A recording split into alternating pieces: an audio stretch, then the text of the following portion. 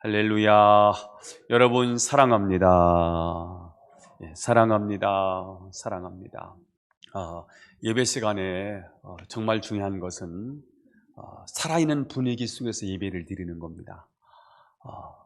영적 분위기가 되어졌을 때 그 분위기에 하나님께서 오시더라고요. 오늘 여러분 마음을 활짝 여시고요. 마음속에 있는 모든 염려 근심 다 몰아내시고요. 여러분의 마음으로, 여러분의 마음에 하나님으로 충만한 시간이 되기를 바랍니다. 아멘. 입술을 열고요. 오늘 아멘도요. 씩씩하게 아멘을 하시고요. 아멘 하실 때 여러분의 입술을 벌려 아멘 하실 때 그 아멘이 여러분에게는 축복이 될 것이고요. 아멘. 설교자에게는 힘이 오거든요. 축복권자의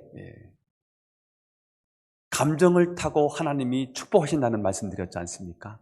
오늘 여러분들의 아멘 소리를 통해서 저는 이 교회의 예배가 살아있는 예배, 영적 분위기를 만들어내는 시간이 되기를 축원합니다. 아멘. 자, 지난 시간에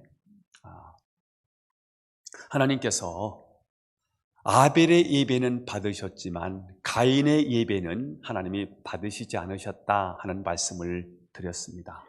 자신의 예배가, 자신의 제사가 거절됐다는 사실을 알게 된 가인은 화가 났습니다. 분노했습니다.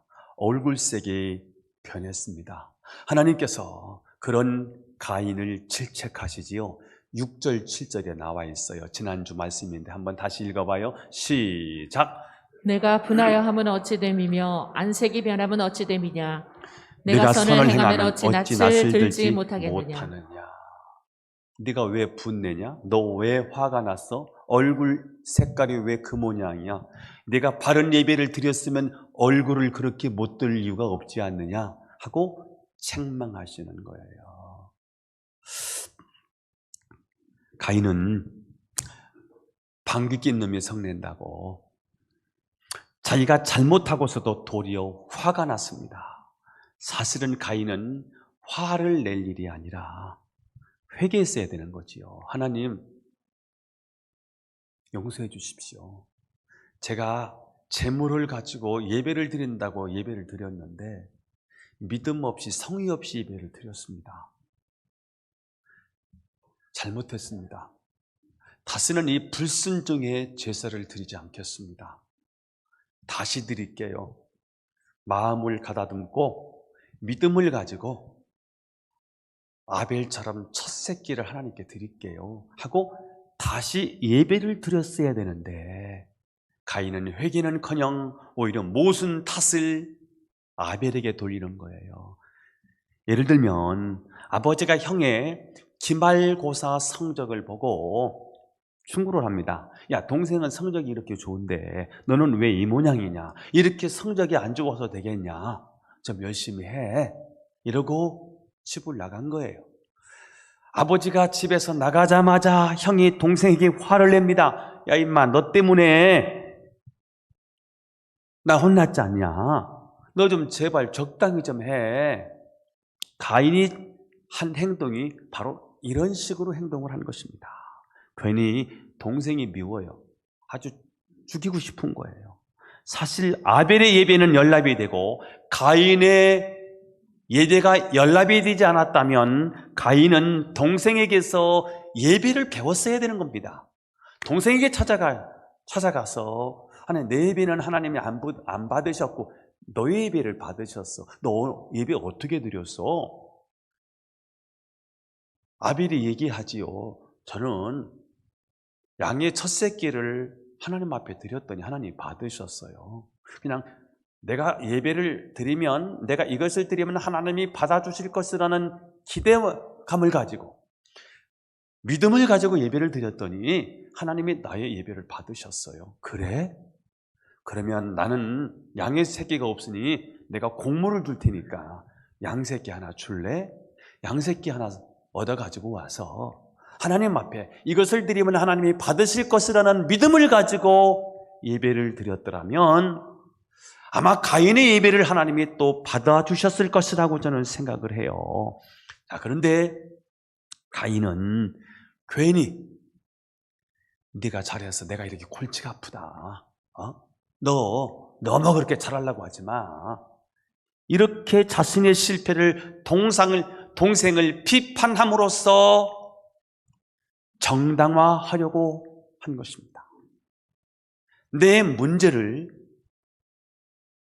내 실수를 다른 사람을 정지하면서 다른 사람에게 큰 소리를 치면서 내 마음의 무거운 짐을 내려놓고 싶은 인간의 완악한 본성이 있는 것이지요. 그래서 결국 어떻게 하지요? 8절이에요. 오늘 본문 시작. 가인이 그의 아우 아벨에게 말하고 그들이 들에 있을 때 가인이 그의 아우 아벨을 쳐 죽이니라. 자, 여기 가인이 말했다고 했는데요. 그냥 말한 게 아니고 화풀이를 한 거예요. 근데 화풀이를 했는데도 불구하고 화가 안 풀렸는지 그 미움의 감정이 쌓이고 쌓여서 자기 동생 아벨을 죽이고 싶은 거예요. 그러던 어느 날 아무도 없는 들판에서 자기 동생 아벨을 돌로 쳐 죽이는 사건입니다.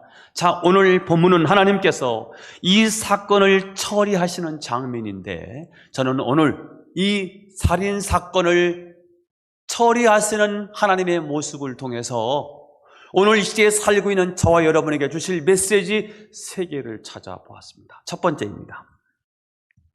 우리 죄는 아무리 그럴싸하게 항변한다고 해서 없어지지 않는다는 것입니다. 한번 따라서 해보겠습니다. 우리의 죄는 아무리 그럴싸하게 항변한다고 해서 없어지지 않는다. 9절 말씀이에요. 시작. 여호와께서 가인에게 이르시되 내 아우 아벨이 어디 있느냐? 그가 이르되 내가 알지 못하나이다. 내가 내 아우를 지키는 자니이까. 자, 하나님은 가인에게 물으셨어요. 가인아, 내 아우 아벨이 어디 있느냐? 이렇게 물으신 이유는 하나님이 가인이 한 행동이 어떤 행동인지 몰라서 묻는 게 아니에요. 아시는데 묻는 이유는 아벨을 죽인 것은 살인이다. 못된 짓이다. 그는 큰 죄다라는 사실을 깨닫게 하시고 또 하나는 그를 회개시키려고 하는 거예요. 가만 내버려 두면 가인 죽어요. 가인을 살리고 싶은 거예요. 가인을 회복하고 싶은 거예요. 사랑하기 때문이에요. 죄에서 그를 건져내고 싶은 거예요. 가인아, 내 아우 아벨이 어디 있느냐라고 물으시는 것은 그때 이미 하나님의 마음은 찢어지는 거예요. 마치 죄를 지은 자식을 심판할 수도 없고 저를 인정할 수도 없는 부모의 심정 같은 거지요. 죽여 살려. 사랑하기 때문에 이러지도 못하고 저러지도 못하는 마음으로 오늘 하나님이 가인을 살리고 싶은 마음으로 질문을 하시는 거예요. 자, 그런데도 가인은 하나님께서 내 아우 아벨이 어디 있느냐라고 물으셨을 때 조금도 양심의 가책을 느끼지 못하고 나는 알지 못합니다 라고 거짓말을 했습니다. 그리고 더 뻔뻔스럽게 내가 알 게 뭐예요? 내 아우 아벨을 지키는 자입니까? 닭 잡아먹고 뭘 내밀어? 오리발을 내밀었어. 하지만 아무리 그럴싸한 변명이나 합리적인 논리로 항변한다고 해서 죄가 없어지는 게 아니더라는 거예요. 하나님은 가인이 오리발을 내밀었지만 이미 닭 잡아먹은 거 다 알고 계세요. 다 보셨어. 아무도 안 보는 줄 알았더니 한 분은 보고 계셨어. 그분이 하나님이셨어요. 여러분이 죄를 부인하고 감춘다고 해서 죄가 없어지지 않는다는 사실입니다.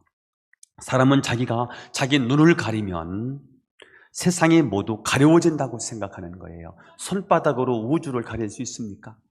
손바닥으로 세상을 다 가릴 수 있습니까? 죄의 싹은 사망입니다. 용서받지 않는 죄는 털끝만한 것도 없어지지 않습니다. 세상 모든 만물은 썩지만 죄는 썩지도 않고요. 시간이 갈수록 더 생생하게 살아 있습니다. 그러나 예수 그리스도의 피에 그 죄를 적시면 그 죄는 순식간에 모두 없어지고 말아요. 아멘. 쇳덩어리를 물속에 집어넣으면요 끔찍도 하지 않는데요, 이 쇳덩어리를 용광로 속에 집어넣어 버리니까 그냥 쇳덩어리가 이제 샘물이 돼버리고 말더라고요. 우리 예수 그리스도의 십자가는요 우리 죄를 다 삼켜버리는, 녹여버리는 용광로인 줄로 믿습니다. 아멘.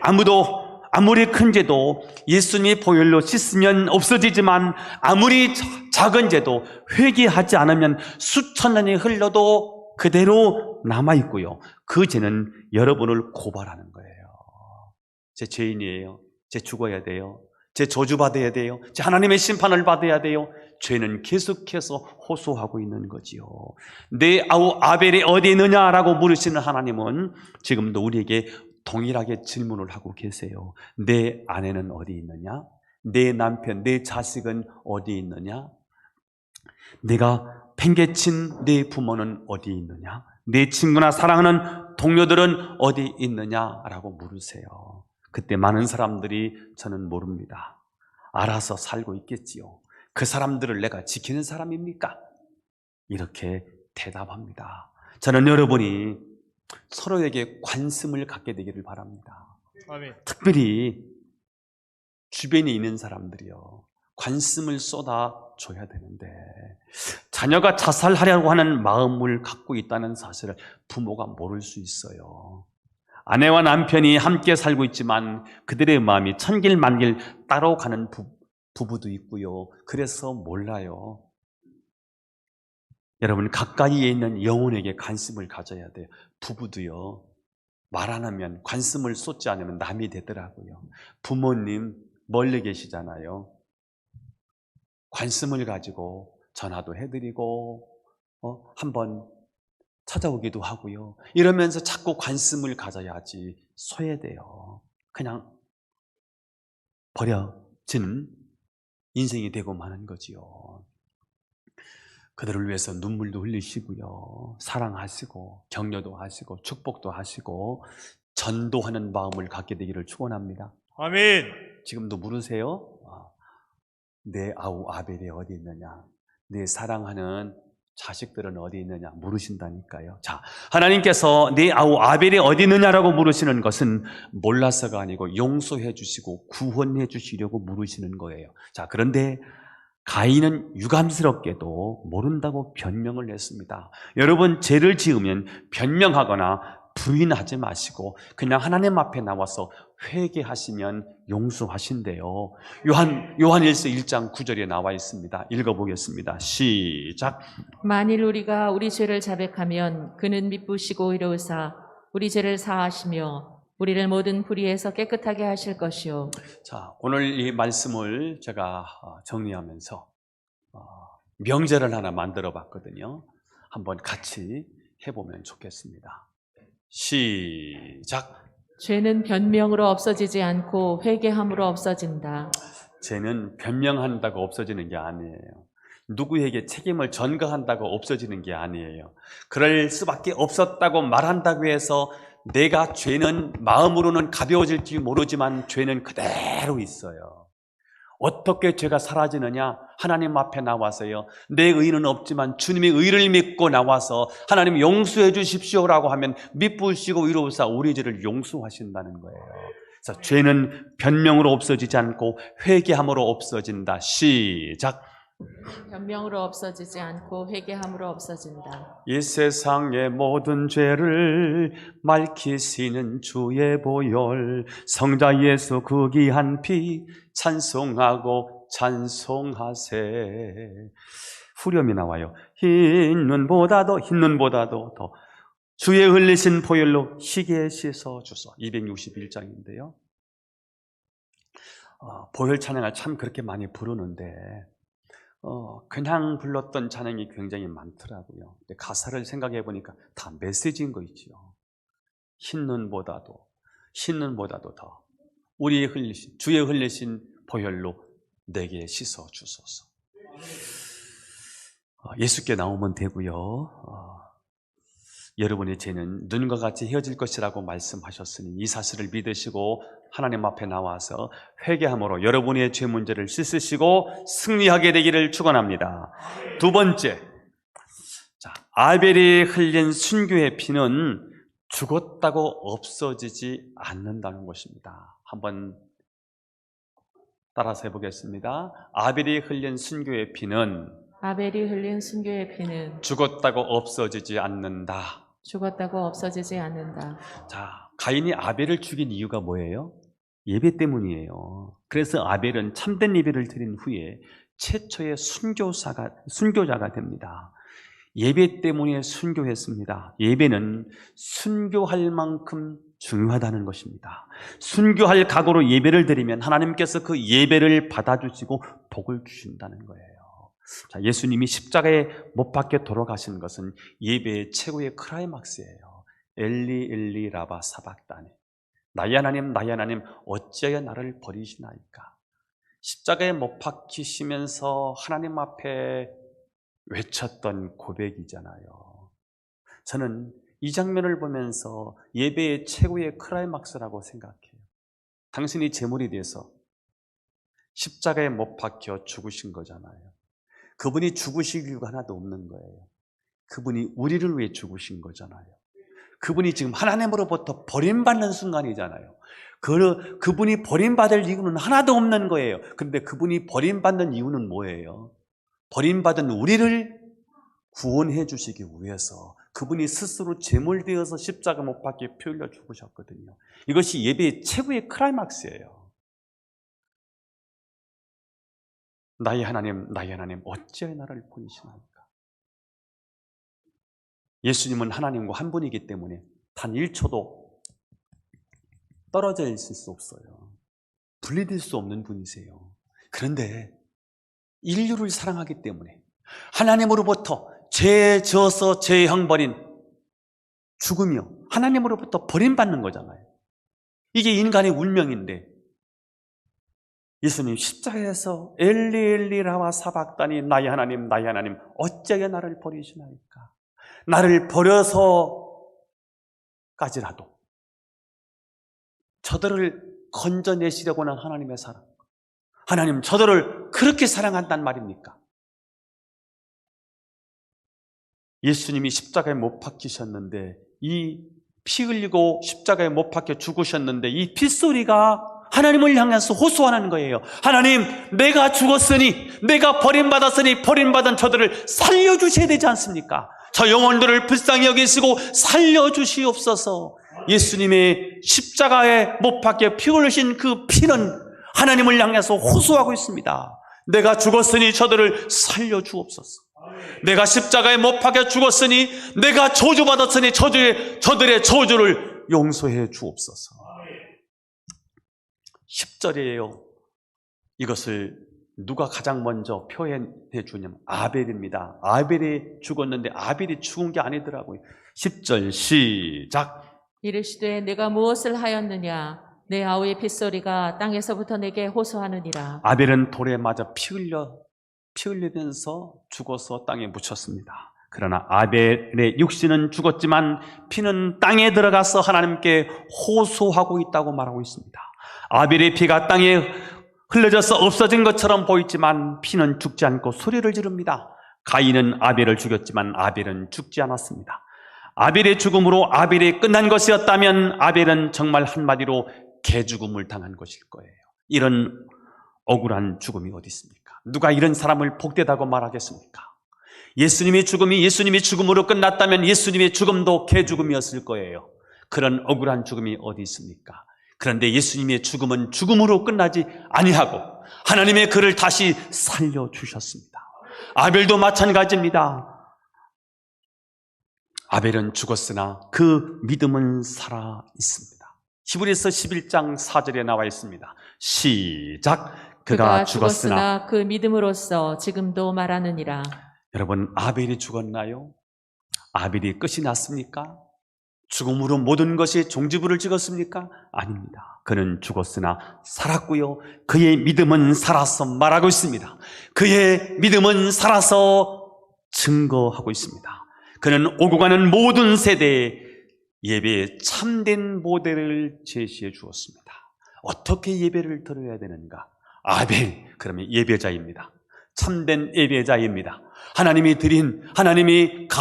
가인이 드린 제사는 받지 않으셨지만 아벨이 드린 제사는 받으셨습니다. 아벨이 드린 제사는 어떤 제사였습니까? 내가 분노가 있지만, 상한 심정이 있지만, 이 모습 이대로 하나님 앞에 나가면 하나님은 나를 그냥 받아주실 것이야. 그런 기대를 가지고 나가는 이 예배, 이것을 믿음의 예배다라고 히브리서가 평가를 해 주었습니다. 아, 그렇게 예배를 드리는구나. 내 공로 아닌 하나님의 공로가 필요하구나. 무화과 나무 잎으로 내 치부를 가린다 할지라도 가려지지 않지만, 어린 양을 잡아서 가죽옷을 입혀야 내 치부가 가려지는구나. 누군가가 피를 흘리지 않으면 우리 죄가 해결이 안 되는구나. 그래서 누군가가 와야 된다는 믿음을 가지고 짐승을, 양 새끼를 하나님 앞에 바치는 거예요. 그 예배를 하나님께 드렸어요. 그때 하나님이 받으신 거예요. 예배의 효시, 예배의 모델을 보여주었어요. 예배를 드려서 그는 순교를 당합니다. 아니, 어쩌면 내가 바른 예배를 드리고 형을 보니까 형은 믿음이 없는 거예요. 내가 이런 예배를 드리면 형이 나를 죽일지도 모른다는 두려움이 있을지도 모르겠어요. 그럼에도 불구하고 나는 바른 예배를 드릴 거야. 다른 사람이 나를 눈짓하고 손가락질을 하고 그렇게 신앙생활 하다가 너는 못 살아, 그렇게 손가락질을 해도 나는 하나님 앞에 나가서 주일날 예배 드릴 거야. 주일날 나가서 마스크 쓰고 예배를 드리다가 잘못하면 코로나에 감염되어서 너 코로나에 죽을 수도 있어. 그렇게 위협한다 할지라도 나는 목숨을 걸고 하나님 앞에 나와 예배를 드려야지 하고 예배를 드리는 이 삶, 이게 바로 아벨의 예배였던 거지요. 그 참된 예배의 모델을 보여주었던 아벨, 지금도 그 아벨은 살아서 우리에게 참된 예배를 제시해 주고 있는 거예요. 인도네시아는 회계권인데요, 다 이슬람을 믿는 사람들이죠. 자, 인도네시아의 기독교 청소년 캠프장에서 이제 기독교 이 청소년들이 거기서 인도네시아 복음화를 위해서 기도하고 훈련을 받고 있는데, 누군가가 신고를 했기 때문에 고발이 되어서 회교도들이 기독교 청소년 이 캠프장을 습격했습니다. 다 도망갔는데 한 소년이 그대로 있었어요. 그 소년을 붙잡았습니다. 회교도들이 물었습니다. 너는 누구냐? 그리고 뭐 하는 자냐? 라고 물었어요. 그때 나는 그리스도인입니다. 그리고 나는 예배자입니다. 라고 대답했습니다. 그러자 회교도들이 그 소년의 한 발을 잘랐습니다. 그리고 다시 물었습니다. 너는 누구냐? 나는 예배자입니다. 나는 그리스도인입니다. 그러자 또 한 발을 잘랐습니다. 그 소년이 뒤풀이되는 그 질문 속에 똑같이 대답했습니다. 나는 그리스도인입니다. 나는 예배자입니다.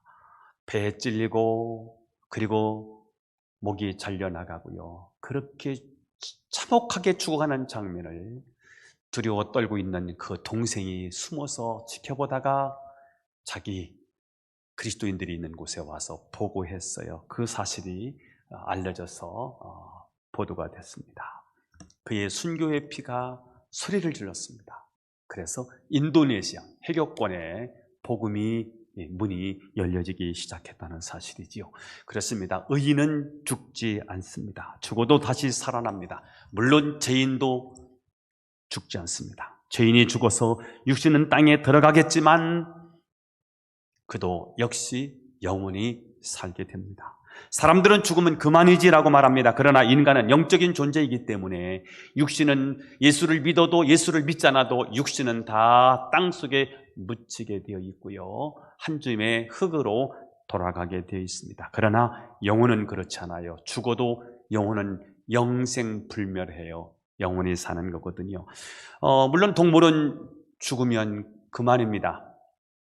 죽음은 끝입니다. 죽자마자 짐승은 다 고기가 됩니다. 그러나 사람은 죽음이 끝이 아닙니다. 자살해도 끝나지 않습니다. 죽음으로도 죄는 끝나지 않습니다. 예수님을 믿지 않는 사람이 죽으면 지옥에서 영원히 사는 것이고요. 예수를 믿는 사람이 죽으면 천국에서 영원히 살게 되는 것입니다.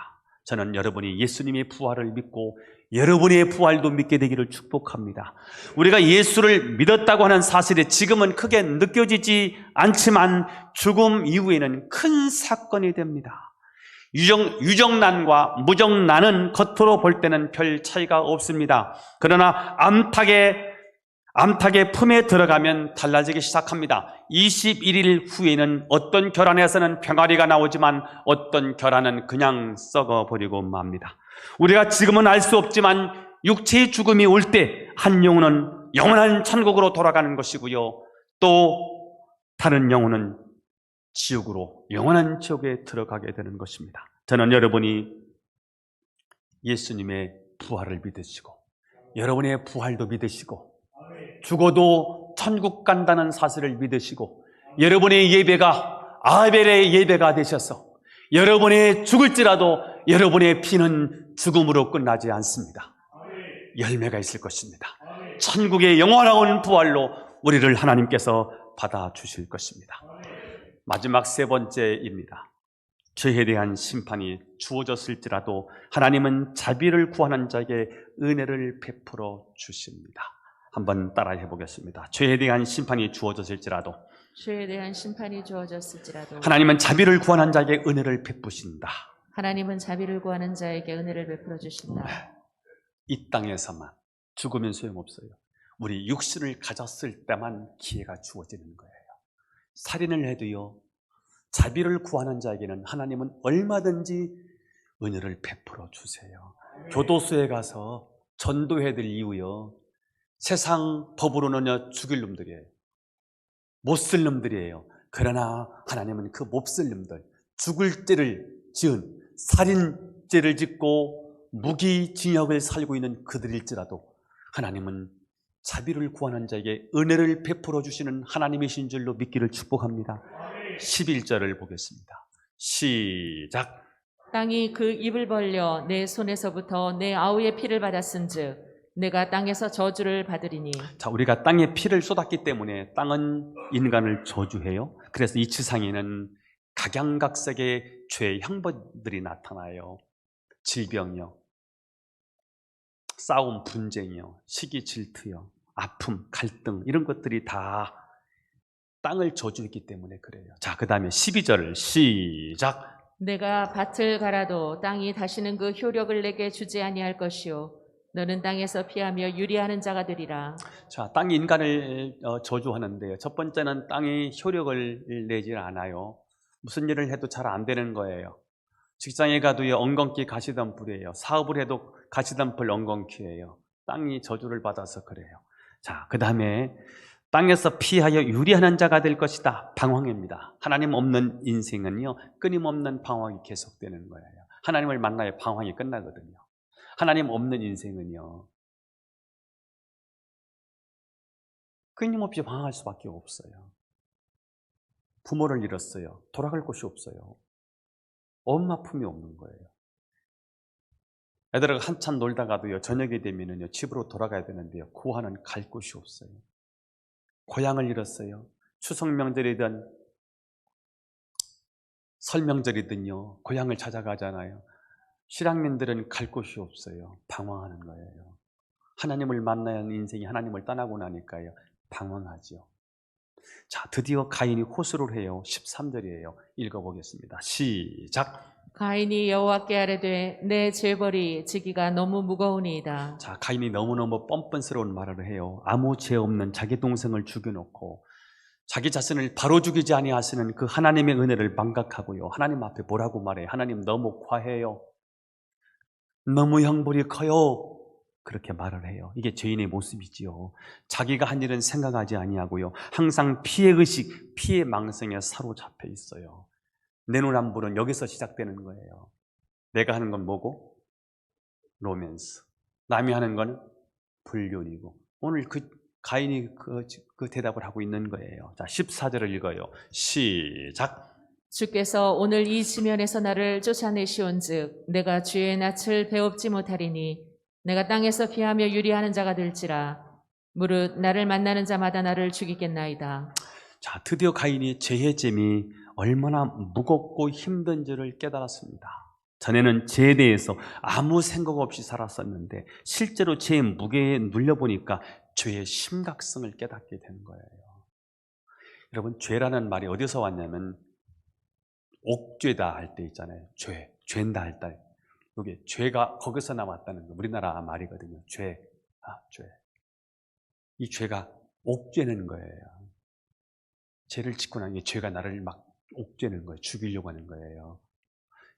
금요일 날 남아나요 기도 시간에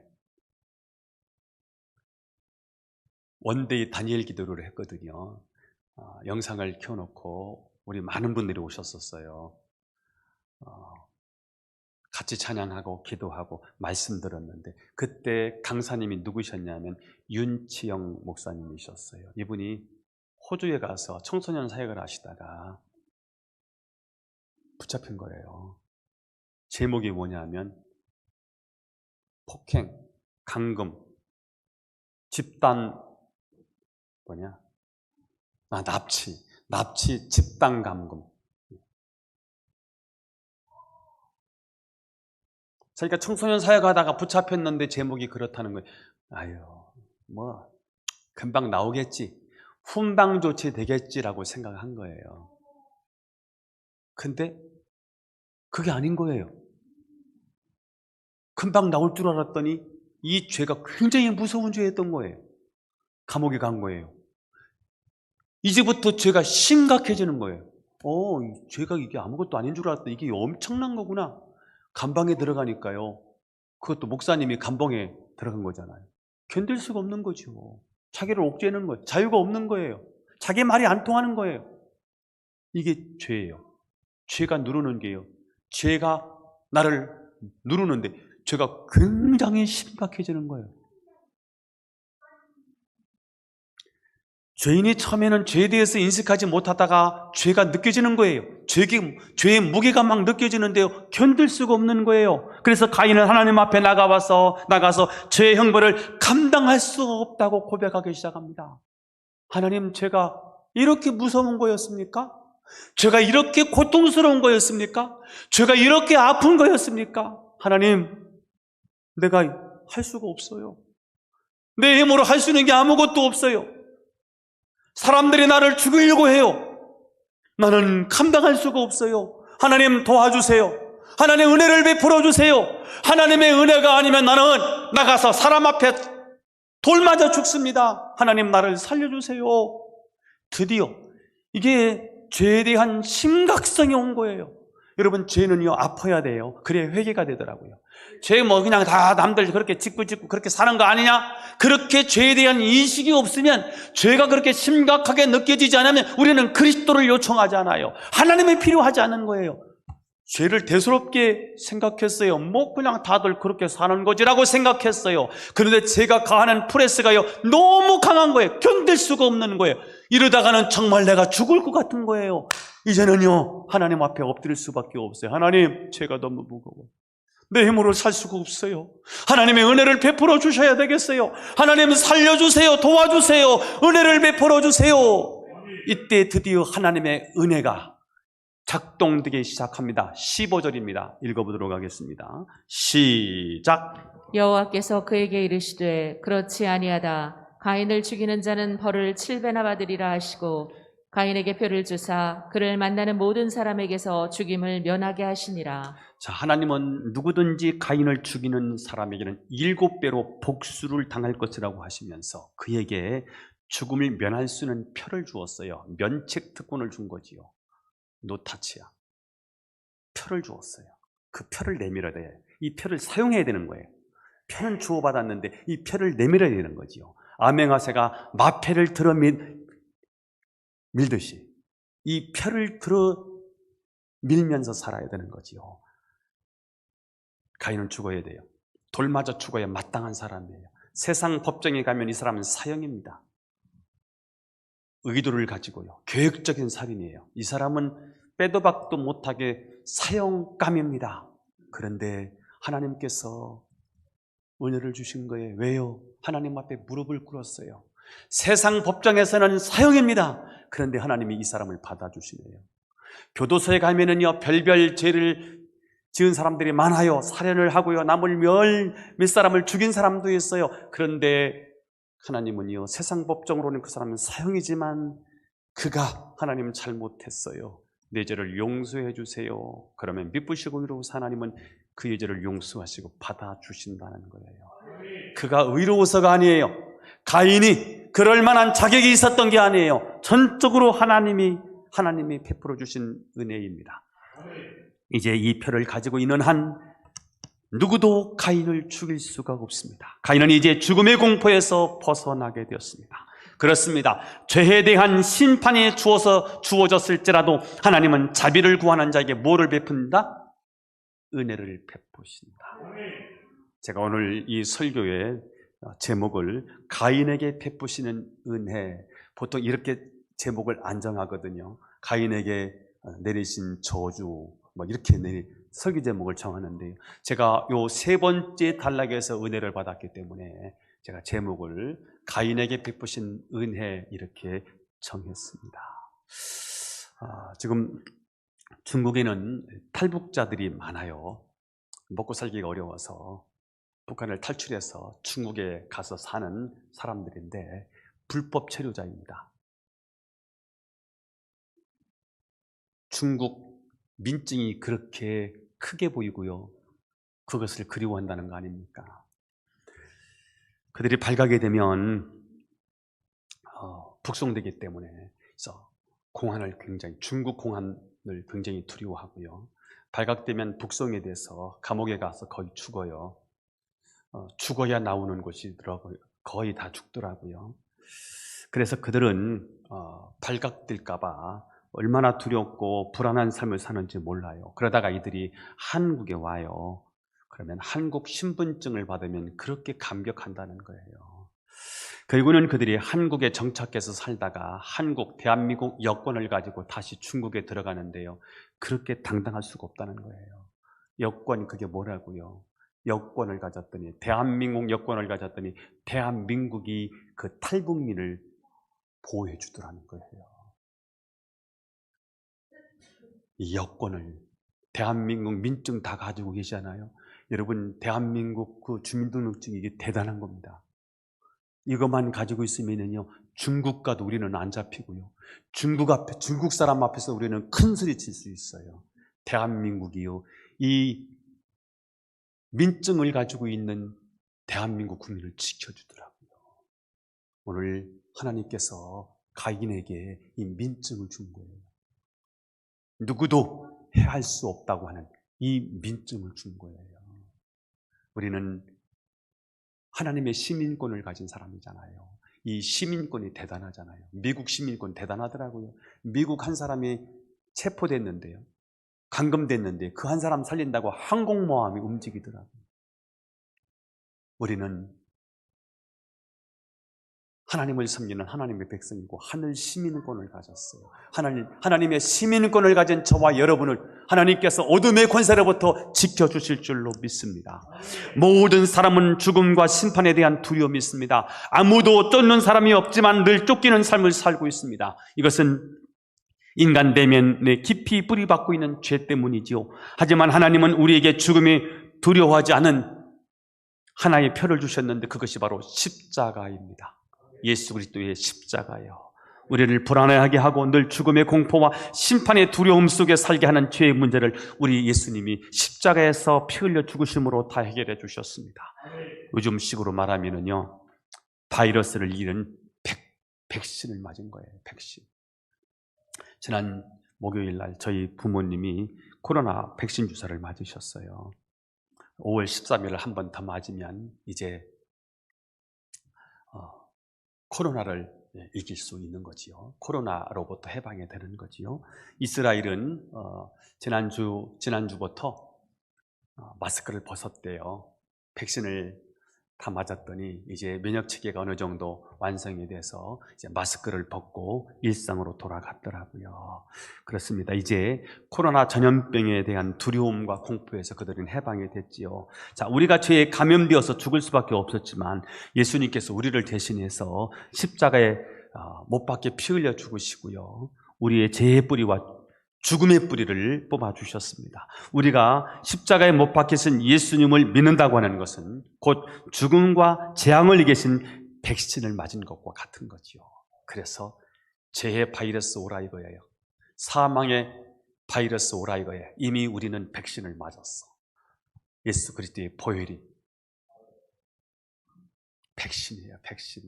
고린도전서 15장 55절 57절 읽겠습니다. 시작. 사망아 너의 승리가 어디 있느냐? 사망아 내가 쏘는 것이 어디 있느냐? 사망이 쏘는 것은 죄요 죄의 권능은 율법이라. 우리 주 예수 그리스도로 말미암아 우리에게 승리를 주시는 하나님께 감사하노니. 지금까지는 사망에 다 이겼어요. 누구도 사망을 이긴 자가 없어요. 사망에 다 이겨. 사망 앞에, 사망 권세 앞에 다 두려고 벌벌 떨고 있었어요. 그런데 드디어 예수님이 십자가에서 인간의 모든 죄를 용서하시고 3일 만에 부활하시면서 죽음의 권세를 이긴 거예요. 사망 권세를 깨뜨린 거예요. 이제 죽음을 정복한 거예요. 죽음을 이기신 거예요. 누구도 정복할 수 없는 죽음을 예수님이 이기신 거라고. 이 사실을 알고 있는 사도 바울이 고린도 교회를 향해서 하는 말입니다. 사망아 너의 승리가 어디 있느냐? 사망아 네가 쏘는 것이 어디 있느냐? 사망에 쏘는 것은 죄요 죄의 권능은 율법이다. 그러면서 우리 주 예수 그리스도로 말미암아 우리에게 승리를 주시는 하나님께 감사한다. 승리했다는 거예요. 그렇게 주눅들 필요 없다는 거예요. 죽음 앞에 그렇게 벌벌 떨리고 하나도 없다는 거예요. 이미 죽음을 정복하신 예수 그리스도, 그분이 이미 승리하셨고 그분의 부활을 믿는 자에게는 동일한 부활의 능력이 있다는 거예요. 제가 어제 밤에 유튜브를 찾아서 일부러 봤어요. 1992년 바르셀로나 올림픽에 마라톤 금메달 리스트인 누구지요? 황영조 선수. 크게 옛날 92년도였는데요. 다시 한번 그 감격을 누리고 싶어서 혹시 하고 황영조 마라톤 딱 했더니 뜨더라고요. 그래서 어제 한 10분 정도 제가 어디서부터 봤냐면 이제 황영조 선수하고 모리시타라고 하는 일본 선수하고 둘이 이제 마지막에 35km 정도 됐을 때는 두 사람이 각축전을 벌려요.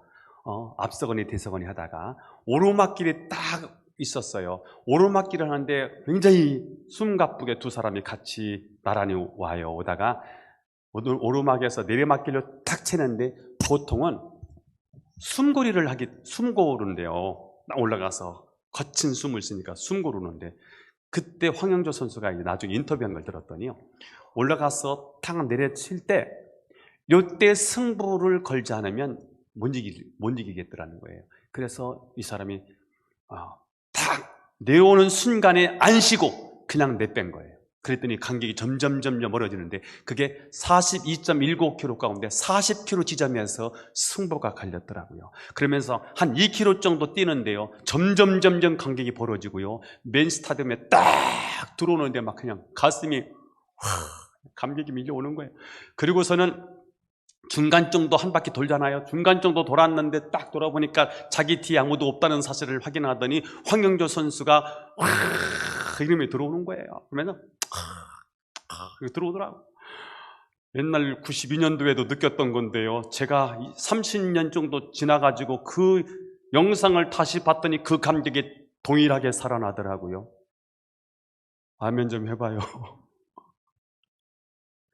2000년 전에 예수 그리스도께서 십자가에 못 박혀 죽으시고요. 3일 만에 부활하신 부활의 영광, 부활의 감격은 지금도 지속되는 이유는 예수 그리스도께서 지금도 살아 계시기 때문에 그런 것입니다. 여러분이 힘들고 어렵고 낙심될 때요, 예수님의 부활을 다시 끄집어내셔서 그 감동 속으로 들어갔어서 예수님의 부활은 곧 나의 부활이고 예수님의 승리는 나의 승리인 줄 믿기를 축복합니다. 내 상황 때문에, 처해있는 현실 때문에, 자꾸 주눅 들고 어려움 때문에 낭망이 들 때마다 예수님의 부활을 기억하십시다. 황영조 선수가 92년도에 일어났던 그 감격적인 사건을 잃어버렸는데 그 영상을 다시 찾아서 봤더니 그 감격이, 그 감동이 다시 밀려나는 것처럼 오늘 저와 여러분이 다시 한번 예수 그리스도께서 십자가에 못 박혀 죽으셨다가 다시 3일 만에 부활하셔서 잠자는 자들의 첫 열매가 되셔서 예수님의 부활을 믿는 자는 여러분의 부활이 동일하게 나타나는 것이고, 예수님의 부활은 곧 나의 부활이 되는 것이고, 예수님이 살아서 역사하는 그 능력이 지금도 나에게 역사함으로 지금도 부활의 능력이 나에게 임하면 소망 가운데 살아갈 수 있다는 사실입니다. 저는 여러분 모두가 십자가를 단단히 붙잡고 승리하는 여러분이 될 수 있기를 주 예수님 이름으로 축원합니다. 기도드리겠습니다. 하나님 감사합니다. 오늘도 주신 말씀 아멘으로 받습니다. 하나님, 이 말씀 붙잡고 비록 내가 실수하고 넘어졌을지라도 용서하시는 주님을 기대하면서 자비를 구할 때 하나님은 나에게 은혜를 베풀어 주시는 하나님인 것을 기억하고 살아가게 하옵소서. 십자가 우리에게 면책 특권을 주셨는데, 죽음을 이길 수 있는 특권을 주셨는데, 제약을 이길 수 있는 특권을 주셨는데, 십자가 단단히 붙잡고 날마다 이기며 나가는 거룩한 종들 되게 하옵소서. 예수님의 이름으로 기도하옵나이다. 아멘.